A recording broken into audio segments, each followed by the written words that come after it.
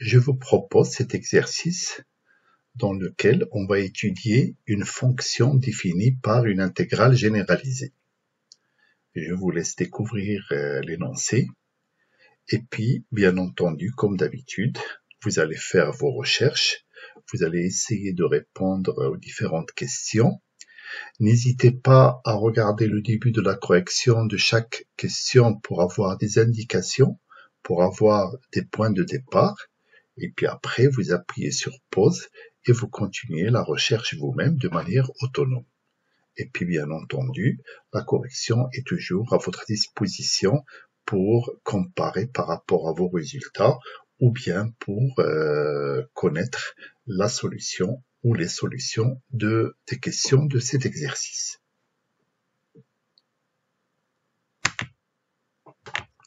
Alors, dans cette première question, on nous demande de démontrer que cette fonction est bien définie sur 0 plus l'infini.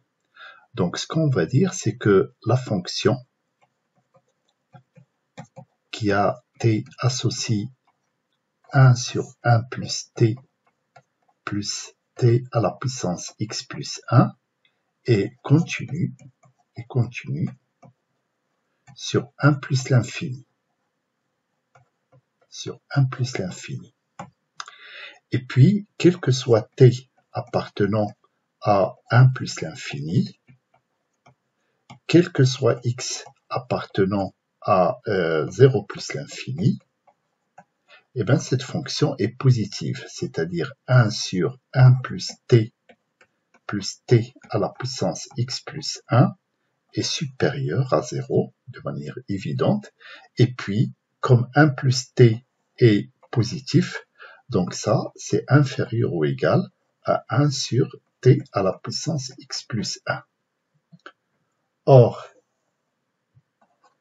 x plus 1 est strictement positif, car x est strictement supérieur à 0. Donc, l'intégrale, ça c'est un résultat du cours, l'intégrale de 1 à plus l'infini de 1 sur t à la puissance x plus 1 dt est convergente.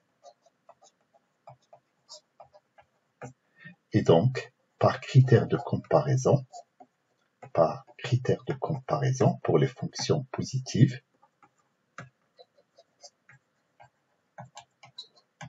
l'intégrale de 1 à plus l'infini de 1 sur 1 plus t à la puissance x plus 1 dt est convergente aussi. Donc l'expression est bien définie. Donc la conclusion, quel que soit x appartenant à 0 plus l'infini, f de x, l'expression de f de x, est bien définie.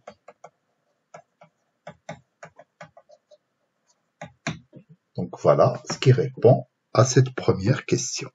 Pour la deuxième question, on nous demande de montrer que la fonction f est croissante sur 0 plus l'infini.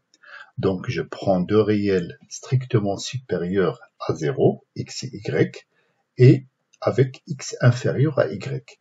Et l'objectif, c'est de démontrer que f de x est inférieur ou égal à f de y. Donc là, si x est inférieur à y, ça va de soi que 1 sur 1 plus t, ça veut dire quel que soit t appartenant à 1 plus l'infini,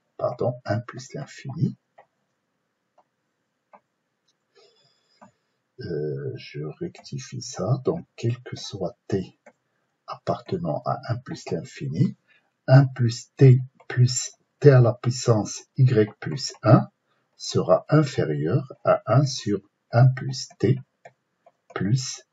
à la puissance x plus 1. Et comme les deux intégrales qu'on a vues tout à l'heure, l'intégrale de 1 à plus l'infini de 1 plus t à la puissance x plus 1 ou t à la puissance y plus 1 convergent, alors donc cela indique que l'intégrale de 1 à plus l'infini, puisque les deux intégrales sont convergentes, de 1 sur 1 plus t à la puissance y plus 1 dt est inférieur ou égal à l'intégrale de 1 à plus l'infini de 1 sur 1 plus t à la puissance x plus 1 dt, soit f de y est inférieur ou égal à f de x. Donc f est décroissante sur 0 plus l'infini. Voilà pour cette question. Donc, dans cette question, on définit la fonction g par cette intégrale généralisée et on nous demande de vérifier que g est bien défini. Et donc, il faut montrer que cette fonction est bien définie sur 0 plus l'infini. Ben, c'est comme la fonction petit f. Ce qu'on peut dire, c'est que quel que soit x appartenant à 0 plus l'infini, quel que soit t appartenant à 1 plus l'infini, alors déjà, là, cette fonction qui est là, qui a x, qui a t associé 1 sur t à la fois 1 plus t à la puissance x, bien entendu, elle est continue sur 1 plus l'infini.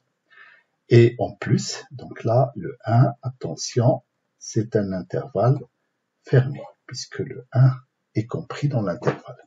Donc, ce qu'on peut dire, bon, la fonction est continue sur 1 plus l'infini, et on a aussi 1 sur t fois 1 plus t à la puissance x, qui va être supérieur à 0, donc c'est une fonction qui est positive, et inférieure ou égale à 1 sur t à la puissance x plus 1.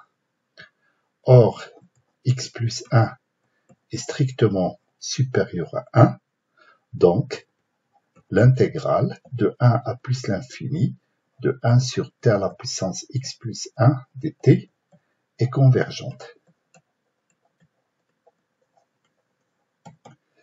Et donc, cela indique, en appliquant toujours le critère de comparaison, enfin le théorème de comparaison, pour les fonctions positives, que l'intégrale de 1 à plus l'infini de 1 sur t facteur de 1 plus t à la puissance x dt est convergente. Pardon. dt, c'est pas là, hop, c'est là, dt est convergente. Donc, G est bien défini sur 0 plus l'infini. Voilà la conclusion qu'on voulait établir pour cette question. Alors, dans cette question, on nous demande de calculer cette expression, enfin de simplifier cette expression. Donc, la première idée qu'on a, c'est de mettre au même dénominateur. Donc là, on va mettre le dénominateur commun qui sera le produit des dénominateurs, donc 1 plus tx, et puis, enfin, t facteur de 1 plus tx, et puis là, 1 plus tx moins tx.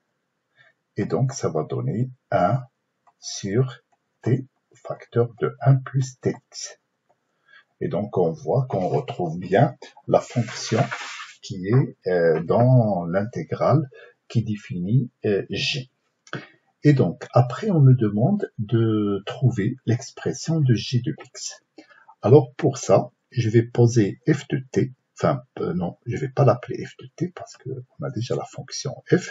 Je vais poser la fonction petit h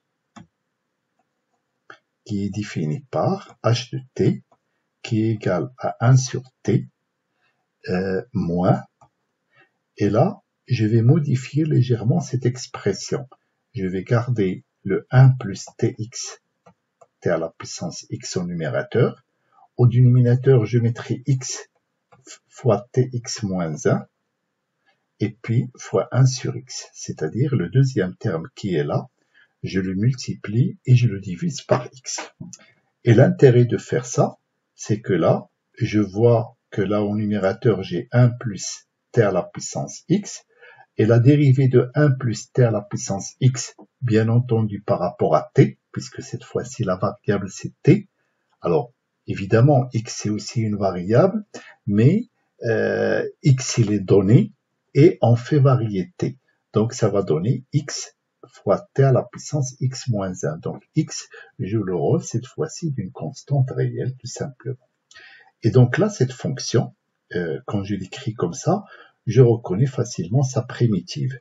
Je sais que h de t égale, donc t est positif, donc ça sera ln de t, enfin même t strictement positif, et là, moins 1 sur x, et puis là, je reconnais que là, c'est la dérivée de ln de cette fonction qui est positive. Donc ln de 1 plus t à la puissance x. Voilà. Et donc maintenant, je vais calculer l'intégrale, donc soit grand X appartenant à 1 plus l'infini, je vais calculer l'intégrale de 1 à grand X de h de t dt. De h de t dt. Et donc cette intégrale, ça va donner grand H de x moins grand H de 1. Et donc, ça va donner, alors grand H de x, ça va nous faire ln de grand X moins 1 sur x, 1 sur petit x, ln de 1 plus grand X à la puissance x. Donc ça, c'est pour cette expression-là. Et puis, moins h de 1, h de 1, ça va faire donc ln de 1 qui vaut 0, et puis moins, ça fait plus 1 sur x, ln. Alors je remplace t par 1, donc ça va donner ln de 2. Et donc, ça, je peux l'écrire encore sous la forme. Donc 1 sur x, ln de x à la puissance x, comme ça, je peux mettre 1 sur x en facteur, moins 1 sur x, ln de 1 plus x,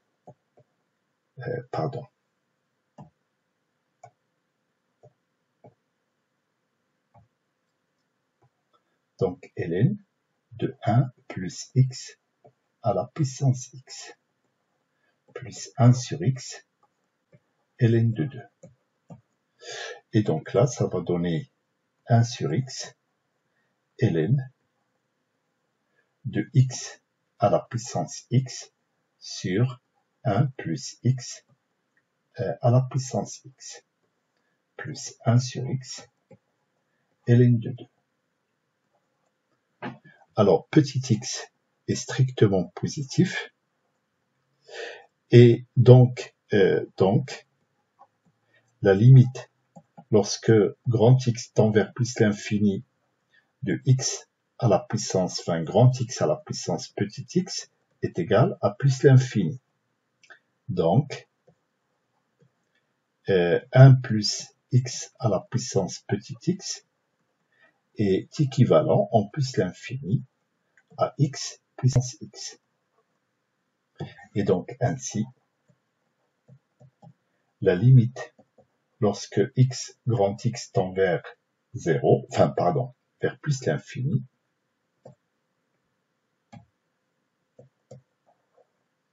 de ln, de 1 sur x, de toute cette expression ln de x à la puissance x sur 1 plus x à la puissance x. Donc ça va donner 0. Et du coup, soit l'intégrale de 1 à plus l'infini de l'expression que j'avais, c'était de 1 sur t moins 1 sur moins t à la puissance x moins 1 sur 1 plus tx, et donc dt égale à ln de 2 sur x. Or ça, c'est la même chose.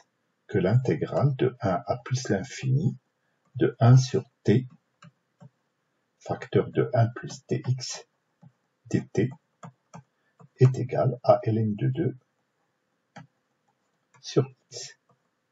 Et donc la conclusion, c'est que quel que soit x appartenant à 0 plus l'infini, g de x égale à ln de 2 sur x. Donc voilà pour cette question. Maintenant pour la question C, on peut dire que quel que soit t appartenant à 1 plus l'infini, et puis bien sûr quel que soit x appartenant à 0 plus l'infini, et bien tout simplement 1 sur 1 plus t à la puissance x plus 1 est inférieur ou égal à 1 sur t plus t à la puissance x plus 1. Et comme les deux intégrales convergent, donc ce que je peux dire, c'est que quel que soit grand X appartenant à 1 plus l'infini, l'intégrale de 1 à grand X de 1 sur 1 plus t à la puissance x plus 1 dt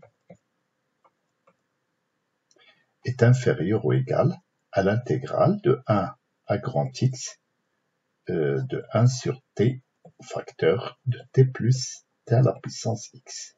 Ici, c'est pas t, désolé, c'est 1. dt. Et là, par passage à la limite, c'est-à-dire lorsque x tend vers plus l'infini, et bien tout simplement, on obtient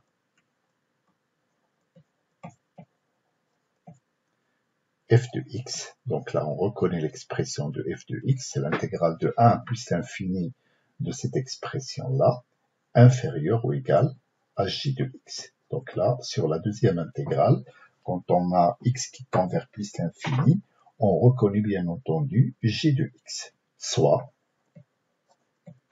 f de x est inférieur ou égal à ln de 2 sur x.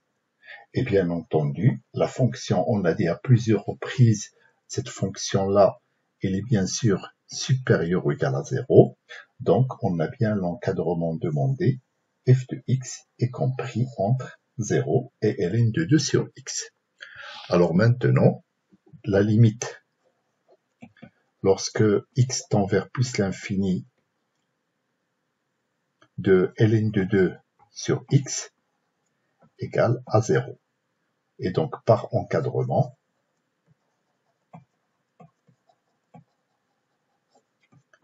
bien, tout simplement, la limite, lorsque x tend vers plus l'infini, de f de x égale à 0.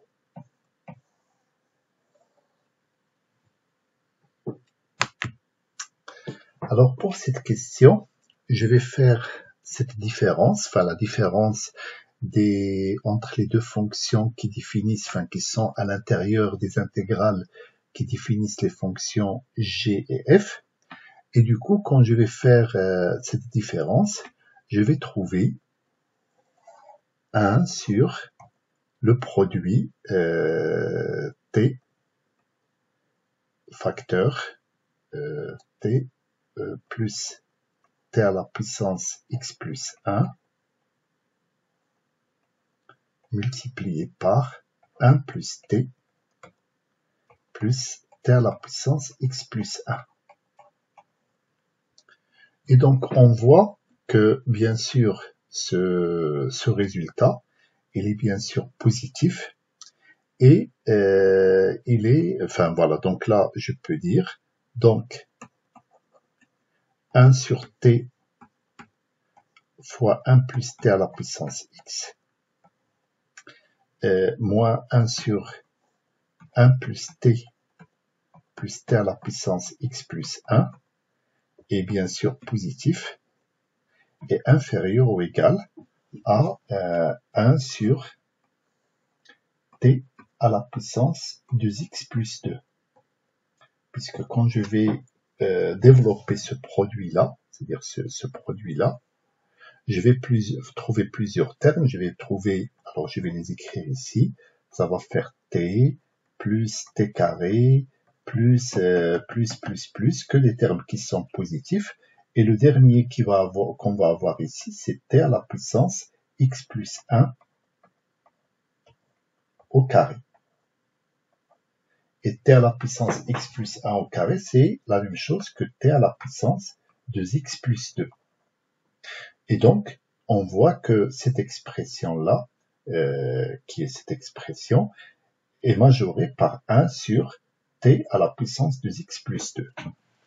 Et donc, on prend soit x appartenant à 1 plus l'infini. Donc, j'aurai 0 qui est inférieur ou égal à l'intégrale de 0, enfin, pardon, pas de 0, de 1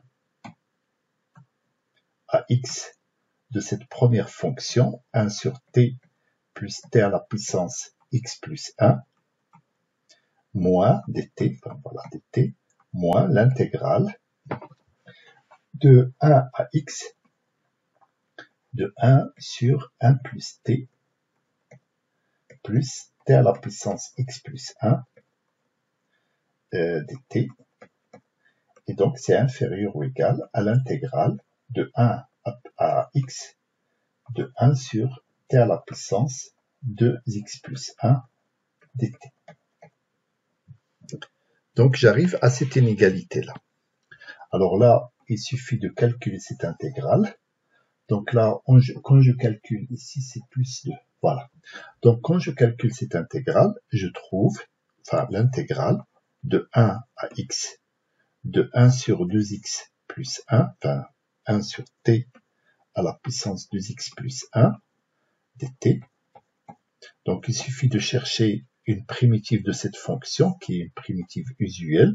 Donc, ça va donner 1 sur, enfin, moins 1 sur 2x plus 2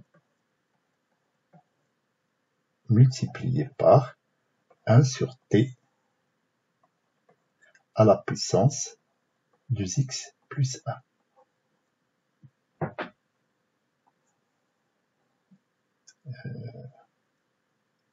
1, 2x plus 1 ici. Voilà. Donc, c'est ça, une primitive de cette fonction à prendre entre 1 et grand X. Et donc, ça va nous donner moins 1 sur 2x plus 1 multiplié par 1 sur grand X à la puissance 2x plus 1 plus 1 sur 2x plus 1. Voilà. Alors maintenant, on passe à la limite. Limite lorsque grand X tend vers plus l'infini de 1 sur x 2x plus 1 égale à 0. Donc, l'intégrale de 1 à plus l'infini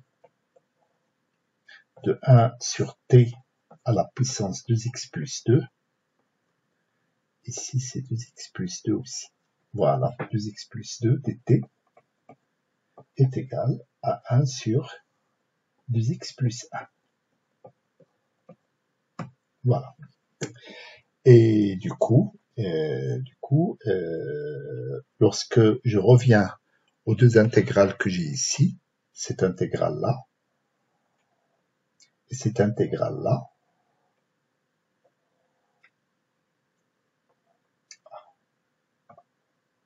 que j'ai effacé, voilà, donc c'est là.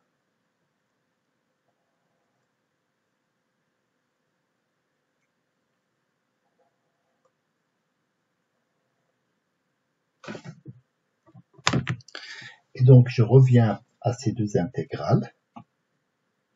Donc, ici, c'est grand X. Donc, les intégrales que j'ai là, alors celle-là, bien sûr, je reconnais lorsque x tend vers plus l'infini, cette intégrale est convergente, et je reconnais l'expression de g de x. Et puis cette intégrale qui est là, elle est convergente aussi, et je reconnais l'expression de f de x. Donc, ce que je peux dire, la conclusion finale que je peux établir, c'est que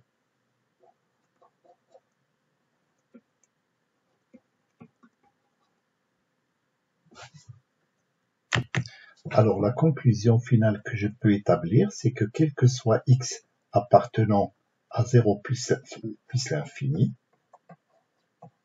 donc on a l'inégalité g de x moins f de x est supérieur ou égal à 0 et inférieur ou égal à 1 sur 2x plus 1.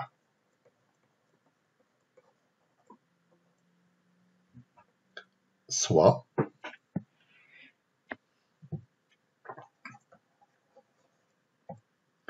ln de 2 sur x, c'est ce qu'on a calculé tout à l'heure, moins f de x est compris entre 0 et 1 sur 2x plus 1. Donc voici l'inégalité qu'on nous demandait de démontrer. Donc on passe à petit b, on nous demande de trouver la limite de f en 0 plus.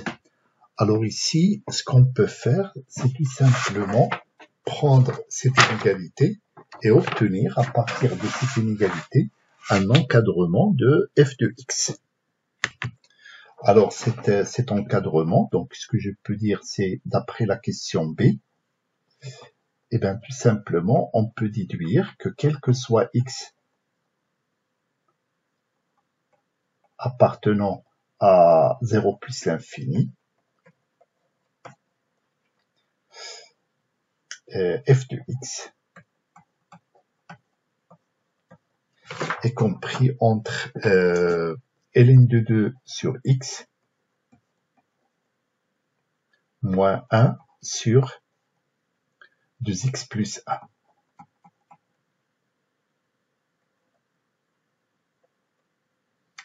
Et donc, or,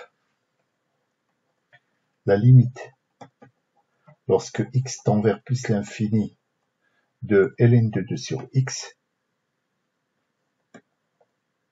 moins 1 sur 2x plus 1,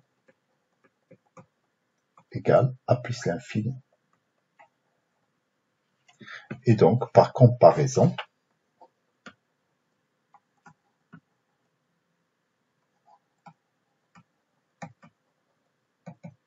limite, lorsque x tend vers 0 plus, de f de x égale aussi à plus l'infini.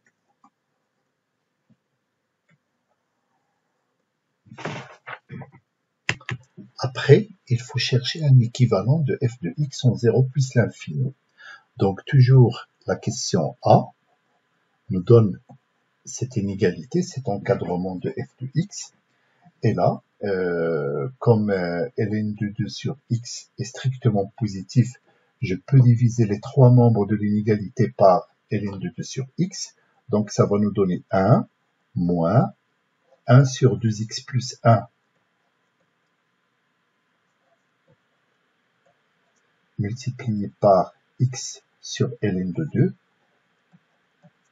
inférieur ou égal à f de x sur ln de 2 sur x inférieur ou égal à 1. Alors, limite, lorsque x tend vers 0 plus de cette expression-là, de x sur ln de 2 fois 2x plus 1 égale 0. Donc, par encadrement,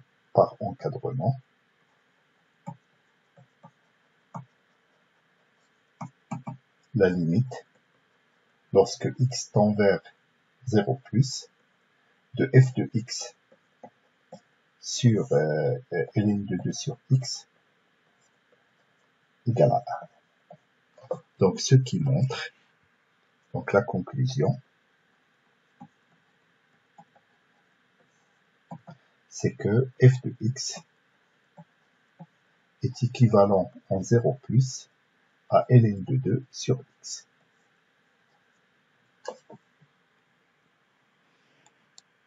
Dans la dernière question, donc j'encadre d'abord ce résultat, et puis dans la question 5, on nous demande de dresser le tableau de variation de la fonction f. Donc là, c'est relativement simple.